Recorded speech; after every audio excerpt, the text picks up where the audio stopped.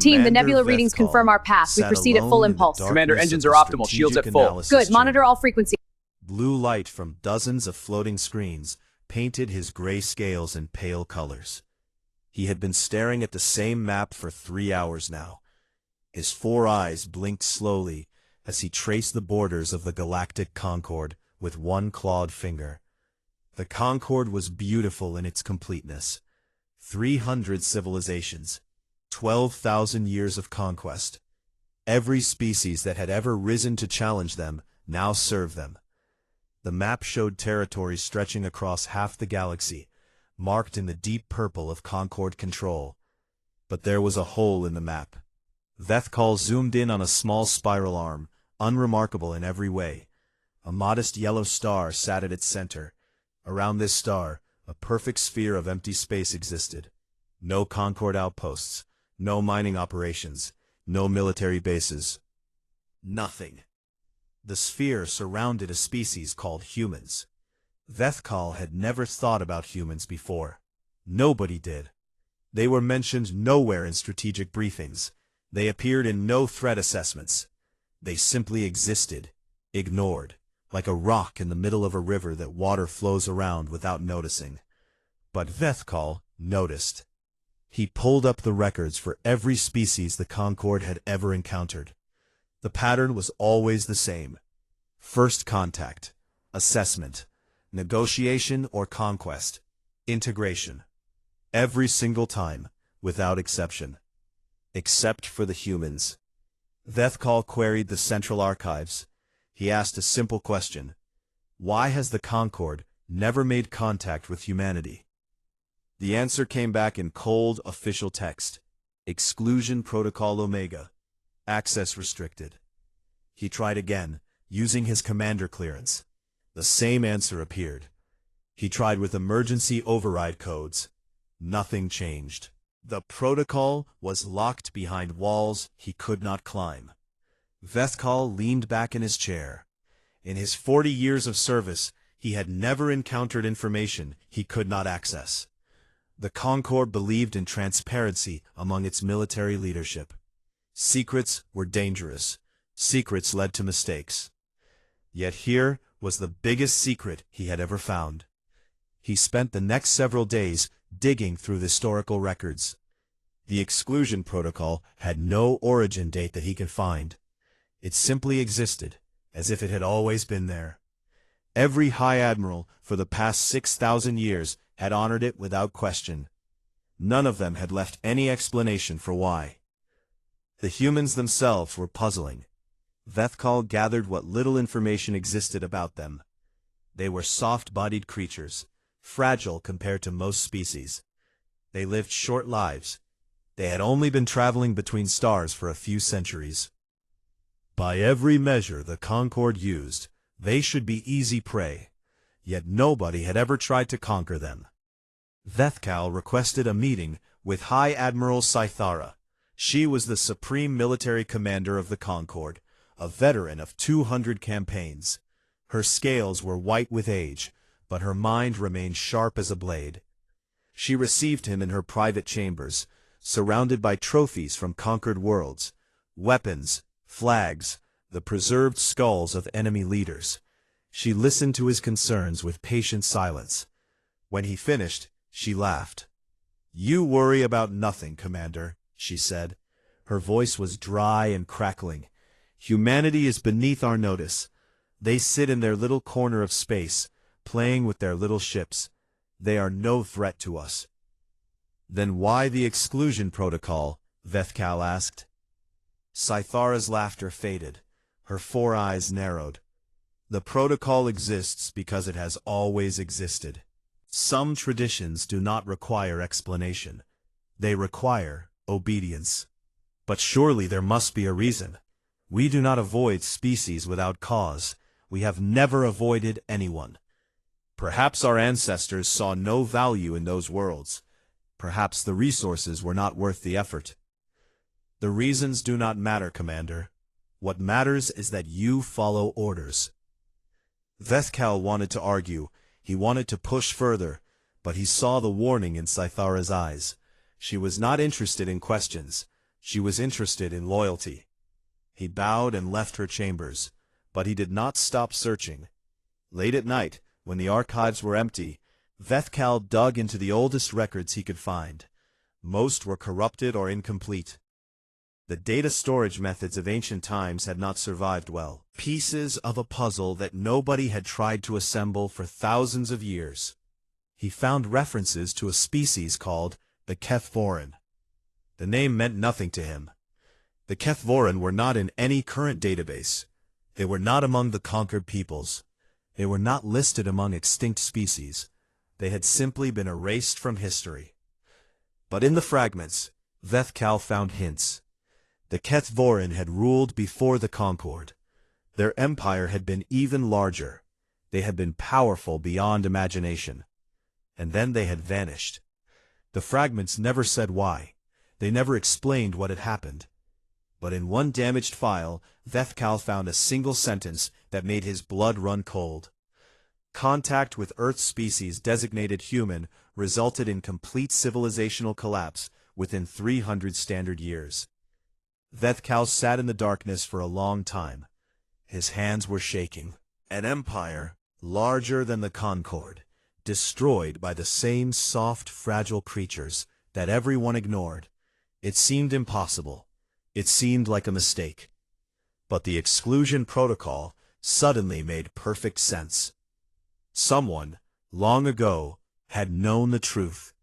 Someone had created the protocol to ensure that the Concord never made the same mistake as the Kethvoran.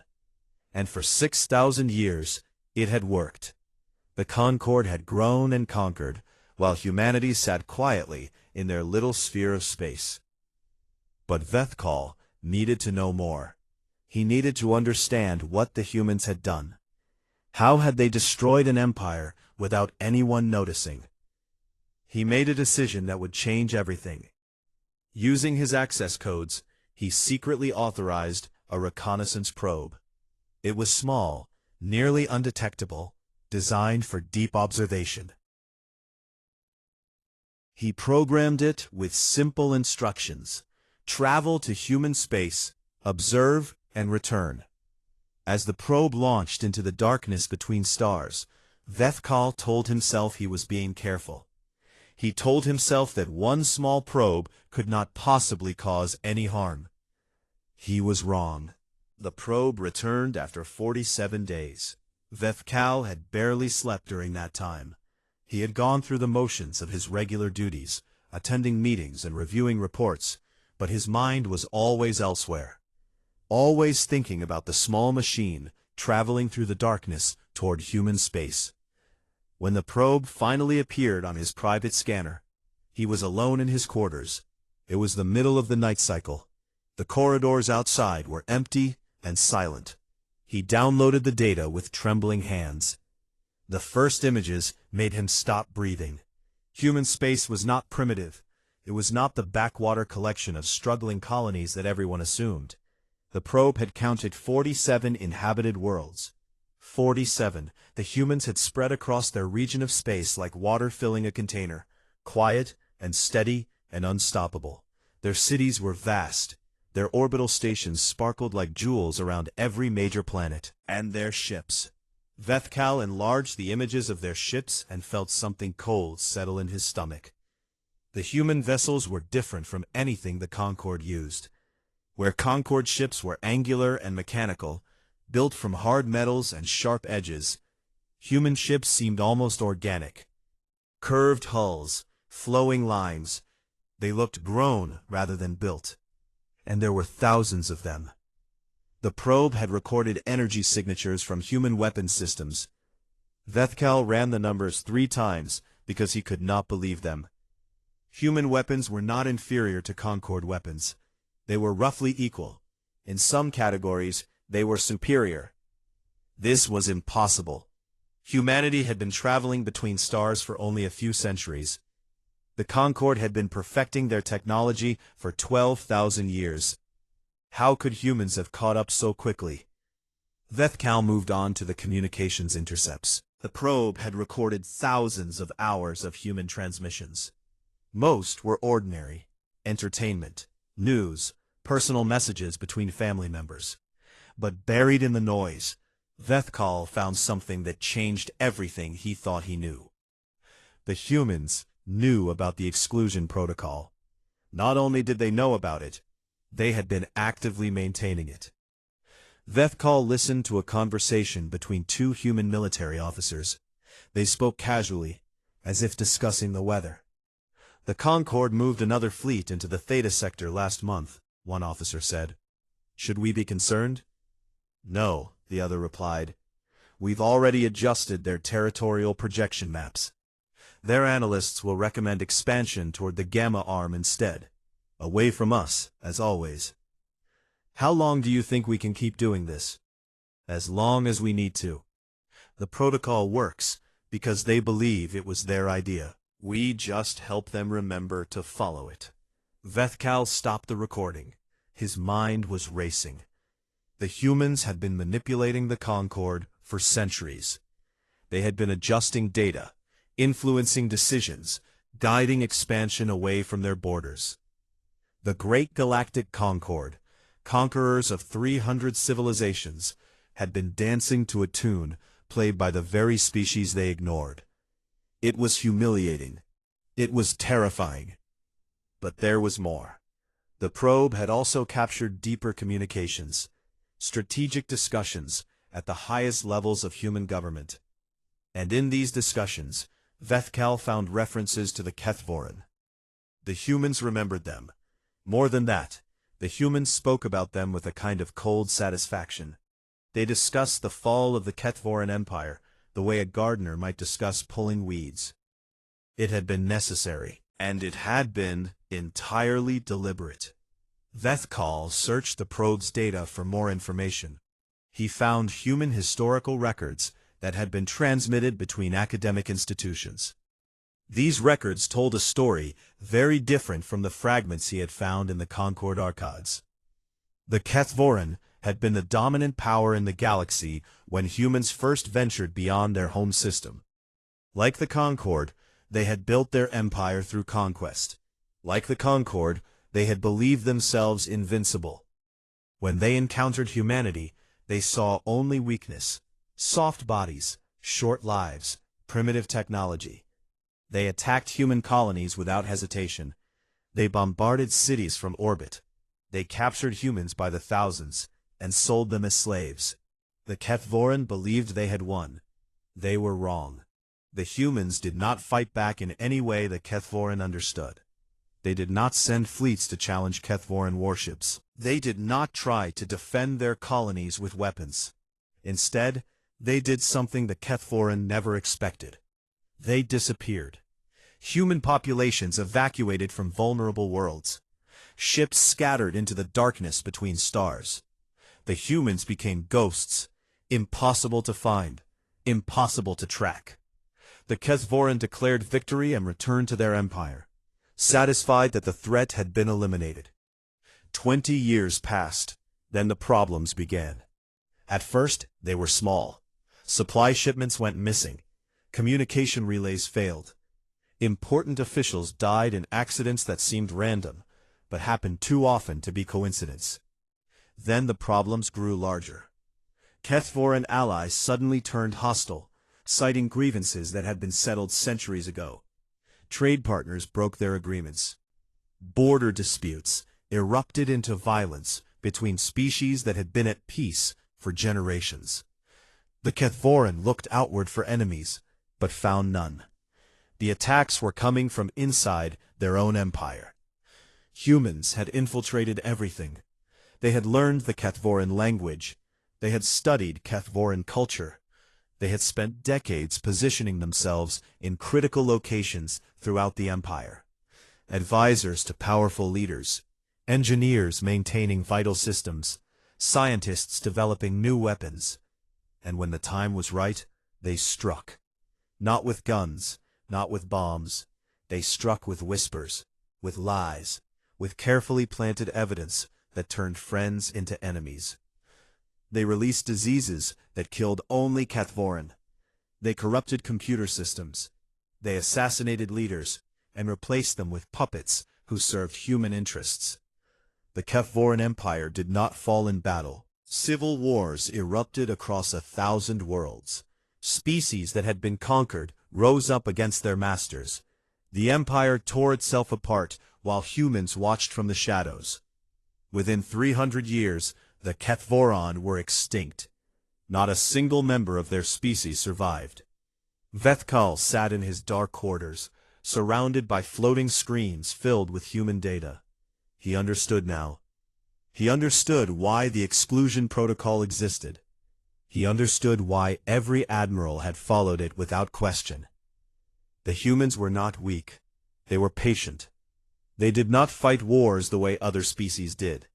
They did not seek glory or honor in combat. They sought only one thing: the complete destruction of anyone who threatened them. And they were very, very good at it. Vethkal knew he had to warn the High Council. He had to show them what he had found. The Concord was treating humanity like a harmless neighbor, but the truth was far darker. Humanity was a predator pretending to be prey. And if the Concord ever gave them a reason to stop pretending, the consequences would be unimaginable. He gathered his evidence and prepared his report. He would present it to High Admiral Scythara in the morning. Surely, once she saw the truth, she would understand the danger. But Vethkal had made a mistake, a small one, nearly invisible. The probe he had sent into human space had been detected, and the humans were now watching him. Vethkal stood before the High Council in the Chamber of Judgment. The room was vast, carved from black stone that absorbed light and sound. 12 admirals sat in a half-circle before him, their scales gleaming in the dim illumination. High Admiral Sithara occupied the central throne, her white scales making her look like a ghost among the living. He had prepared for this moment for days. His evidence was organized. His arguments were clear. He believed that once the council saw what he had discovered, they would understand the threat. He was naive. "You violated the exclusion protocol," Sithara said. Her voice echoed through the chamber. "You sent a probe into human space without authorization. This alone is grounds for execution." "High Admiral, with respect, the information I gathered justifies the risk. Humanity is not the primitive species we believe them to be. They have been manipulating us for centuries." The admirals exchanged glances. Some looked skeptical. Others looked bored. Only Admiral Cressfall, the youngest member of the council, seemed genuinely interested. "Show us your evidence," Cressfall said. Vethkal activated his display. Images of human ships filled the chamber. Intercepted communications played through the speakers. He showed them everything: the 47 worlds, the advanced technology, the deliberate manipulation of Concord expansion patterns. And then he showed them the history of the Kefvoran. The chamber fell silent as the admirals absorbed the information. Vethkal watched their faces, looking for signs of understanding. He saw fear in some, denial in others. Scythara's expression never changed. "This is ancient history," she said when he finished. "The Kefvoran fell 6,000 years ago. Whatever happened to them has no relevance to us. The same species that destroyed them still exists," Vethkal said. "They are watching us right now. They know everything about our military capabilities, our political divisions, our weaknesses. If we provoke them, enough." Sithara raised one clawed hand. "You speak of humans as if they are some kind of supernatural force. They are flesh and blood, Commander. They live and die like any other species. The Kefvoran may have been fools, but the Concord is not." The Kefvoran thought the same thing. Sithara's eyes narrowed. "Be careful, Commander. You are very close to treason." Admiral Cressval spoke again. "High Admiral, perhaps we should at least investigate further, if there is any truth to this." "There is no truth here," Sithara interrupted. "Only the paranoid fantasies of an officer who has spent too much time alone with old records. The humans are nothing. They have always been nothing. The exclusion protocol exists because ancient admirals were cautious. not because humanity poses any real threat. She stood, and the other admirals rose with her. Here is my judgment. The exclusion protocol has made us weak. It has made us afraid of shadows. For 6,000 years, we have avoided a single species for no good reason. This ends now. Vethkal felt his blood turn to ice. High Admiral, please, you did not see what I saw.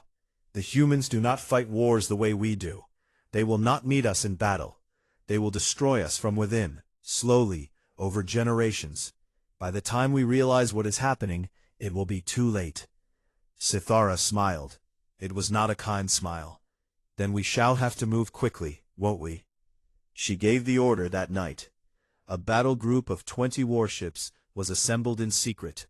The finest vessels in the Concord fleet, commanded by officers loyal to Sithara personally. They carried enough firepower to glass a planet. The mission was simple. Cross into human space, locate a significant target, and demonstrate Concord power. Show the humans that they were not untouchable. Force them to negotiate from a position of weakness. Vethkal begged to be included in the mission. He told himself it was because he wanted to prevent a disaster. In truth, he knew disaster was coming, and he wanted to witness it. He needed to understand what the humans would do. Sithara granted his request. Perhaps she wanted him to see how wrong he was. Perhaps she simply wanted him where she could watch him. The battle group crossed into human space 3 days later. At first, nothing happened. The human worlds they passed were quiet. No defense fleets rose to challenge them. No weapons fired. The ships sailed through empty space toward their target, a major human colony called New Singapore, home to 3 billion people. Sithara stood on the bridge of the flagship, watching the planet grow larger in the viewscreen. You see, Commander? Your fears were baseless. The humans are helpless. Vethkal said nothing. He was watching the sensors. Something was wrong. The readings were fluctuating in ways that made no sense. Begin bombardment preparations, Sithara ordered. The weapons officers moved to obey. They entered firing commands. They targeted population centers. Everything proceeded according to protocol. Then every light on the ship went dark. Emergency power flickered on a moment later, but the damage was done. Main engines were offline. Weapon systems were unresponsive. Communications were filled with static. What happened? Sithara demanded. All primary systems have failed simultaneously. That's impossible. Run diagnostics. But the diagnostics showed nothing wrong. The systems were simply not responding. Across the battle group, the same thing was happening. 20 warships, the pride of the Concord fleet, drifted helplessly in human space. They had power enough to keep the crew alive, but nothing more. Then a single human vessel appeared.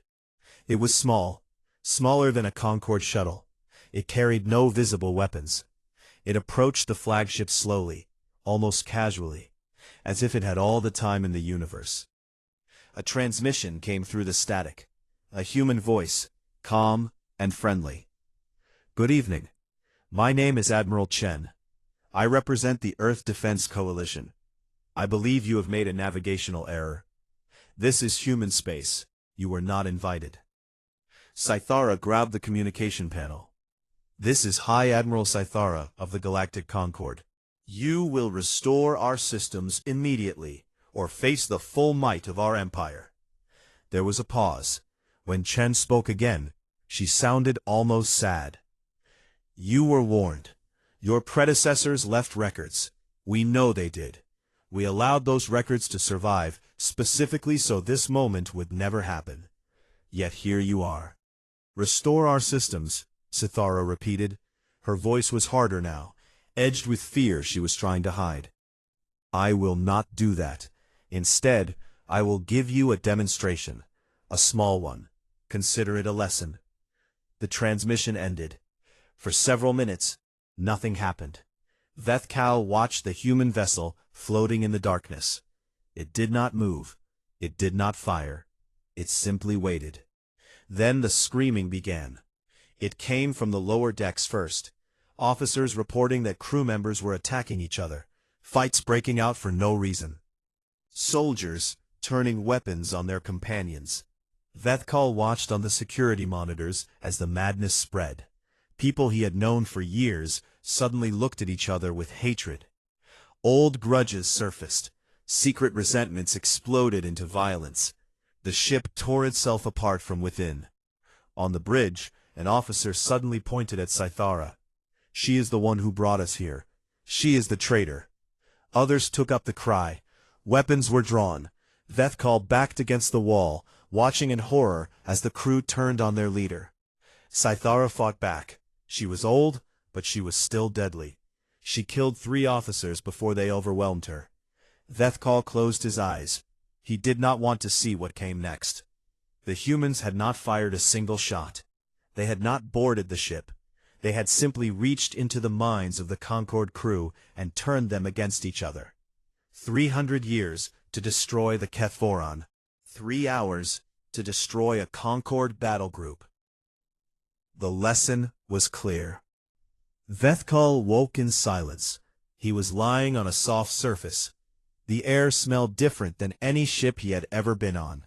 It was cleaner somehow, with a faint scent of growing things. Plants, flowers, life. He opened his 4 eyes slowly, expecting pain. There was none. The room around him was small but comfortable. White walls curved gently into a white ceiling. A window showed stars drifting slowly past. He was on a ship, but not a Concorde vessel. The design was all wrong. Too smooth, too organic. He was on a human ship. He tried to sit up, and a voice spoke from somewhere nearby. "Please remain still. You have been unconscious for 16 hours. Your body needs time to recover." Vethkal turned his head. A human stood in the doorway. She was smaller than he expected, barely reaching his chest. Her skin was a warm brown color, and her dark hair was cut short. She wore a simple uniform with no visible rank or decoration. "I am Admiral Chen," she said. "We spoke briefly during the incident. Do you remember?" Vethkal remembered everything. The darkness, the screaming, the crew tearing each other apart, while the humans watched and waited. "You killed them," he said. His voice was rough. "All of them." "No." Chen walked into the room and sat in a chair near his bed. "They killed each other. We simply removed the barriers that prevented it." "That is the same thing." Chen considered this for a moment. "Perhaps, perhaps not. The violence was already inside them, Commander. The fear, the hatred, the resentment. We did not create those things. We only allowed them to surface." "How?" Vethkal asked. "How did you do it? Does it matter?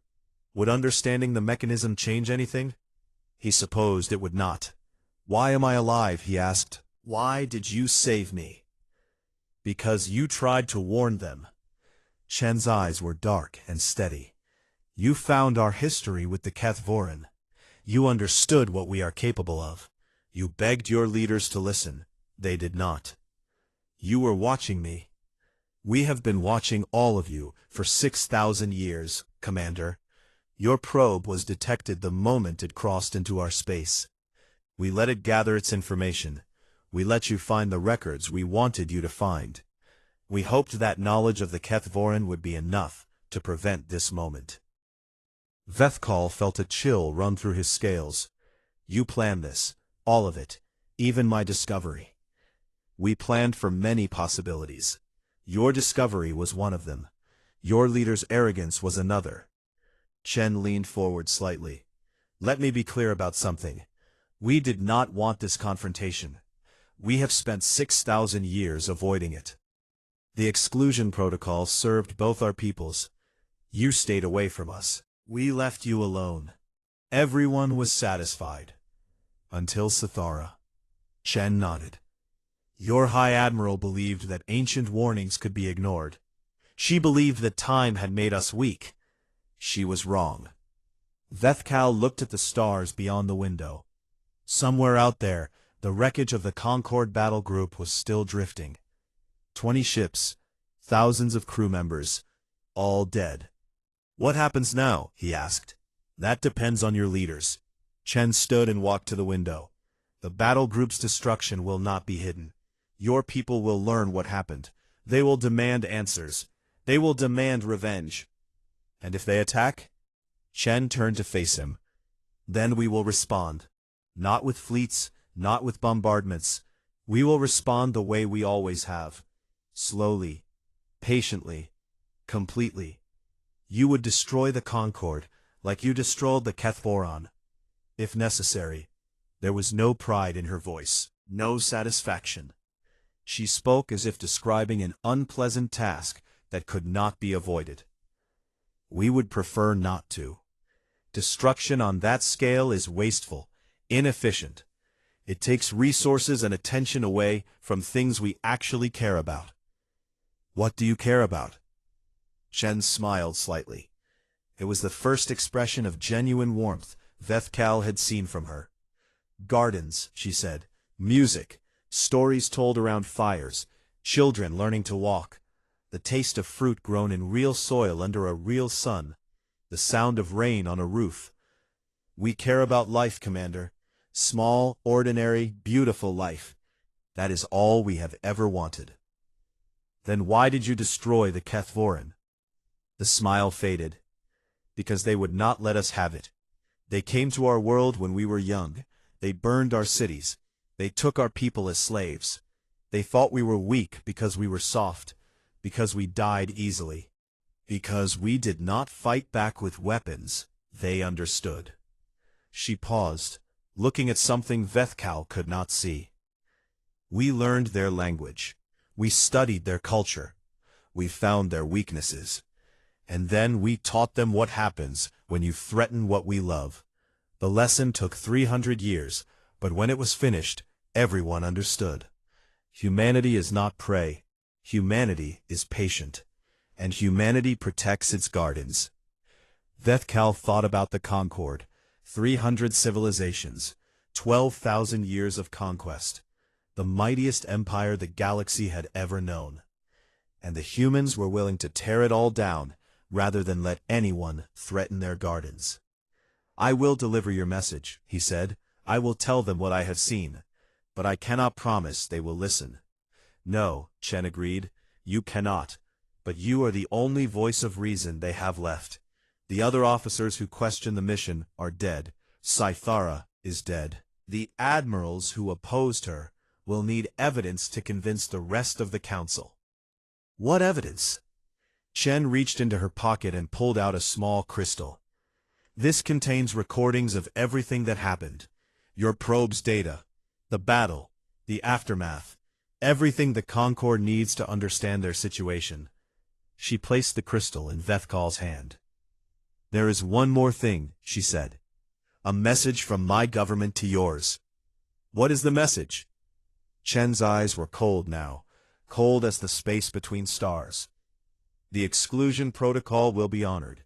Your ships will stay away from our space. Your probes will not cross our borders. Your leaders will not speak of conquest or demonstration or shows of force. If these conditions are met, we will forget this incident ever happened. We will return to our gardens, and you will return to your empire, and both our peoples will continue as they have for 6,000 years." She moved toward the door. "And if the conditions are not met?" Vethkal asked. Chen stopped, but did not turn around. "Then what happened to your battle group will happen to your empire. Not in 3 centuries this time. We have learned to be faster. Your grandchildren will not remember a galaxy where the Concorde existed." She left without another word. Vethkal sat alone in the small white room, holding the crystal that contained the fate of his civilization. The stars outside the window continued their slow drift, beautiful and uncaring. He had come seeking truth. Now he carried it back to his people, knowing that truth might not be enough to save them. It all depended on whether the Concorde could learn the lesson that the Kethvoron had not. Some enemies cannot be defeated. Some species are better left alone. The humans had given them one chance, one final opportunity to honor the exclusion protocol and return to the way things had been. Vethkal prayed that his people were wise enough to take it. The shuttle that returned Vethkal to Concord space was unmarked. The humans had repaired a small vessel from the destroyed battle group, loaded it with supplies, and pointed it toward home. He traveled alone for 8 days, watching stars slide past and thinking about everything he had learned. When he arrived at the capital world, he was arrested immediately. The charges were treason, violation of the exclusion protocol, and conspiracy to aid an enemy species. Vethkal did not resist. He allowed them to take his weapons and lead him to a holding cell. The crystal from Admiral Chen remained hidden in a pocket they did not search. 3 days later, they brought him before the High Council. The chamber was different now. Sithara's throne sat empty. Admiral Cresval had taken temporary command, his young scales gleaming under the harsh lights. The other admirals looked old and tired. News of the battle group's destruction had spread through the Concord like poison. Riots had erupted on a dozen worlds. The military was struggling to maintain order. "Commander Vethkal," Cresval said, "you are the only survivor of the human incursion. You will explain what happened." Vethkal stood straight. "I will do more than that, Admiral. I will show you." He produced the crystal and activated it before anyone could stop him. The chamber filled with images and sounds. The battle group's destruction played out in perfect detail. The admirals watched as their finest ships went dark. They watched as crews turned on each other. They watched as 20 vessels became tombs. When the recording ended, the chamber was silent. "This is human technology," one admiral said. "How do we know it is not fabricated?" "You do not," Vethkal replied. "But ask yourselves, why would I fabricate something that makes me look like a traitor? I warned High Admiral Sithara not to cross into human space. She ignored me. The recording proves this. The recording proves that you consorted with the enemy. The recording proves that I survived because the enemy chose to spare me."